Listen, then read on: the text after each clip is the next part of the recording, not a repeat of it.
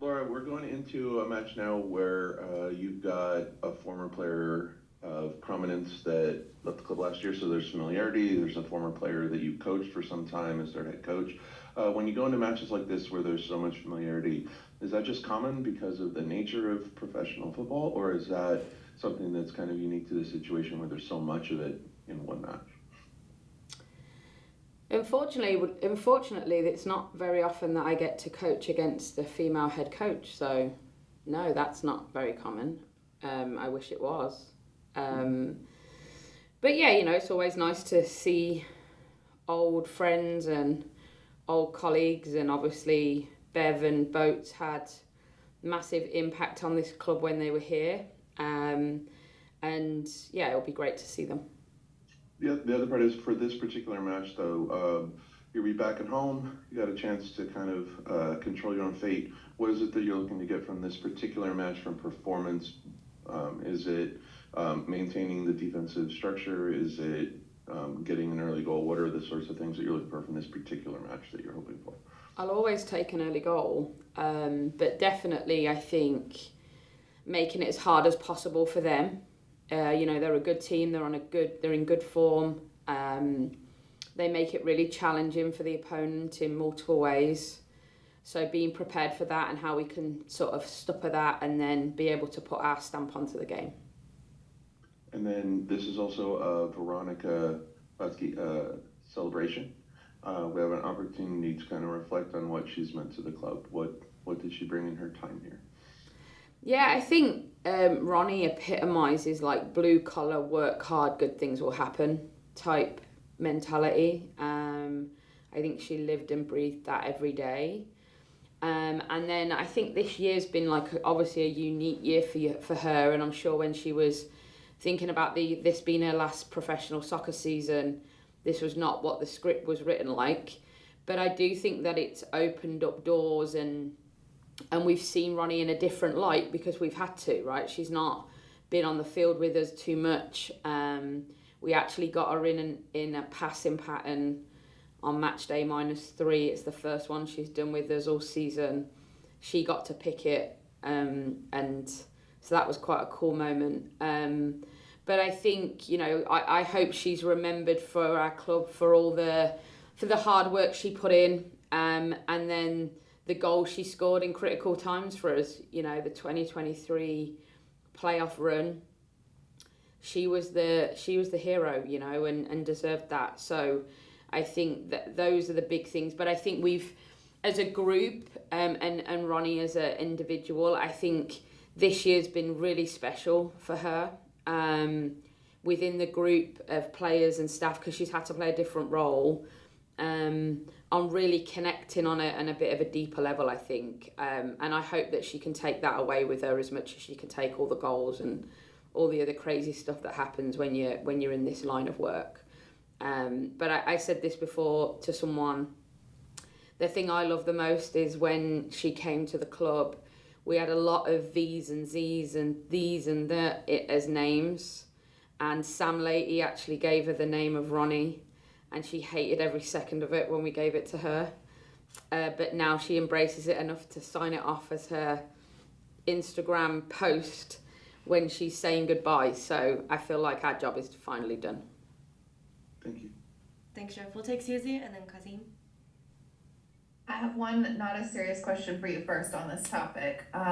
In her goodbye post, Veronica referenced a bet and you having to jump in a pool as a result of her goal. Mm-hmm. What was the specific bet? If we beat San Diego in the semi-final, I would dive in the pool at the hotel. Nice. And I did, fully clothed, in the same game day outfit that I then wore in the final. Thank you.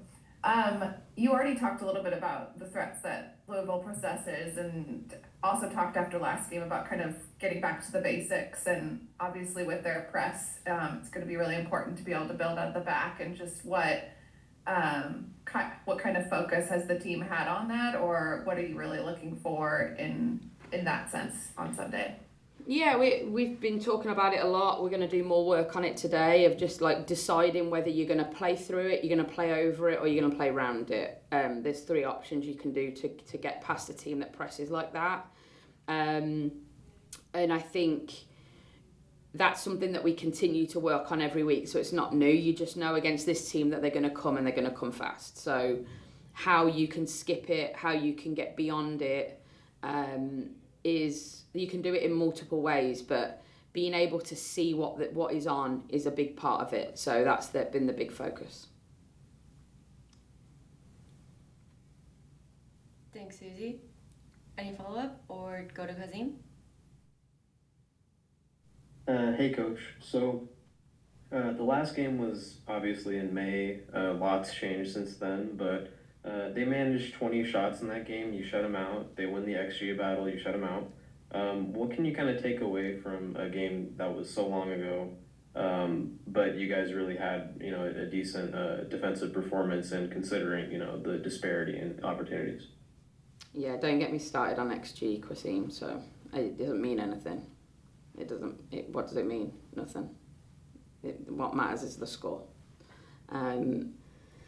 I think that game was very unique. It was really windy at Louisville that day. We actually had the game moved because there was a potential tornado the night before and the wind was still around the next day. So first half to second half, it was like a completely different game. First half we did well, we scored, we created other opportunities, we could have scored more. They started to get themselves in the game a little bit, and then in the second half we were just in our own half for the majority of the second half. And we found it challenging to get out, but I think that was a really important game for us on being really solid and hard to beat. That was a really good example of when we could do that, and we did it. And there's been games before that and games since that where we haven't done that, and it's caused us, it's hurt us, So I think we know that we have to be like that tomorrow. We have to expect pressure. We have to expect they're very dominant on set pieces. They're very dominant aerially in different areas. They can hurt you with pace, and they can hurt you between the lines. So you've got to be prepared for it all. Right. And in terms of, this being kind of a match at the bottom of the playoff picture right now, how do you kind of deal with, there's 7 games to go, but every game is kind of starting to take on a playoff atmosphere. How do you kind of deal with that, or is it kind of just taking it one game at a time? Yeah, we need 34 points, and if you can get them by winning the next 2 games and getting a draw, you're in. I think Gotham last night's a great example. Gotham were 6th, joint points with us, went to 3rd overnight. If we can win tomorrow, we'll go to 4th potentially overnight. That's how tight it is, right? But the reality is only so many people can get to a certain amount of points. And what our aim is get to that 34, 35 mark. Once you get there, can you push beyond that to finish higher up in the playoffs? So that's definitely the aim. So yeah, every game as it comes, no game's as important as tomorrow. But knowing that whatever happens, you're still in it no matter what. I think that's also really important, that the process is what's really important. And if you believe in that process and you trust in it, then you'll get there in the end. And we definitely believe that way. Thanks, Coach. Thanks, Kazim. Last question from Susie. Yeah, I was just wondering, some of the players that have been in rehabbing and recovering, what's the status of players like Lynn and Ryan and Shay? Yeah, Lynn's not ready. Lynn won't be ready for a while. And Ryan's close, really close, and Shay's back.